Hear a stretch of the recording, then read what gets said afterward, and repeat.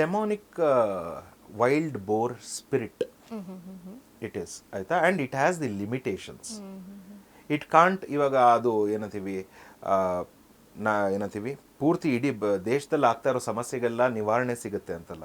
ಆ ಊರಿಗೆ ಆ ಜನರು ಆ ನಂಬಿರೋರಿಗೆ ಇದಾಗುತ್ತೆ. ಓಕೆ, ಅದು ವರಾಹ ರೂಪದಲ್ಲಿರುತ್ತಾ ಹೇಗೆ?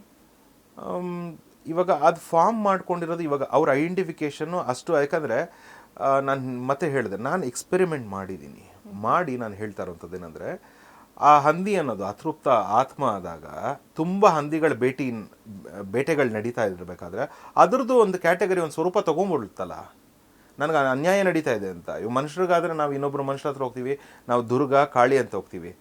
ಅದಕ್ಕೆ ಇವಾಗ ಹೇಗೆ ನೀವು ಹೇಳ್ತಿದ್ರಿ, ಭೂಮಿಗೋಸ್ಕರ ಅಥವಾ ಜಾಗವನ್ನು ನೋಡುವಾಗ ಅಥವಾ ನಮಗೆ ಈ ಜಾಗ ಬೇಕು ಅಂದಾಗ ದೈವಾರಾಧನೆ ಅಥವಾ ವರಾಹ ದೇವರನ್ನ ಅಥವಾ ವರಾಹ ಕುರಿತಾದ ದೈವವನ್ನ ಪೂಜೆ ಮಾಡ್ತಾರೆ, ಅದರಿಂದ ಅದೆಲ್ಲ ನಮಗೆ ಸಿಗತ್ತೆ ಅಂತ. ನೋಡಿ, ಮೂಲಾಧಾರ ಚಕ್ರ ಬಂದು ನಮ್ಮ ಇದು ನಿಮಗೆ 5 ಪ್ರಾಣ ಗೊತ್ತಿದೆ. ಅಪಾನ, ವ್ಯಾನ, ಸಮಾನ, ಉದಾನ, ಆಯ್ತಾ, ಇದೆಲ್ಲ ಪ್ರಾಣಗಳು ನಿಮ್ಗೆ ಗೊತ್ತಿದೆ.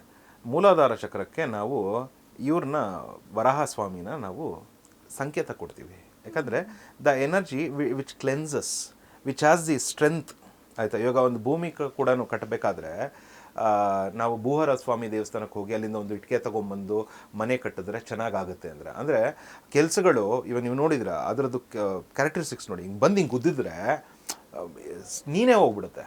ಗಾಳಿಪಟ ಸಿನಿಮಾ ಅನಂತನಾಗದಲ್ಲಿ ನೋಡಿ, ಹಂಗೆ ಪಾಸಿಟಿವ್ ಸೈಡ್ ನೋಡಿ. ಒಂದು ಬಿಲ್ಡಿಂಗ್ ಕನ್ಸ್ಟ್ರಕ್ಷನ್ ಎಲ್ಲೋ ಲ್ಯಾಗ್ ಹೊಡಿತಾ ಇದೆ ಅಂದರೆ ಏನಂತೀವಿ, ಆ ಅವತಾರ ಏನಂತೀವಿ, ಇಟ್ ಫ್ಲರಿಶ್. ಸೊ ಪಂಜುರುಳಿ ಅಂತ ಏನಿದೆ ಅದಕ್ಕಿನ್ನ ಟಾಪ್ ಮೋಸ್ಟ್ ಇರುವಂಥದ್ದು ವಾರಾಹಿ, ಆಯಿತಾ. ಅಂದರೆ ವಿಷ್ಣುವಿನ ಅವತಾರ. ರೀಸೆಂಟ್ ನೀವು ನೋಡ್ದಂಗೆ ನರಸಿಂಹಸ್ವಾಮಿ ಒಂದು 3D ಫಿಲಮಲ್ಲಿ ಭೂದೇವಿ, ಅದೊಂದು ಆ್ಯನಿಮೇಷನ್ ಥರ ಮಾಡಿದ್ದಾರೆ. ಭೂದೇವಿನ ಕರ್ಕೊಂಡು ಹೋಗ್ಬಿಡ್ತಾನೆ ಹಿರಣ್ಯಕಶಿಪು.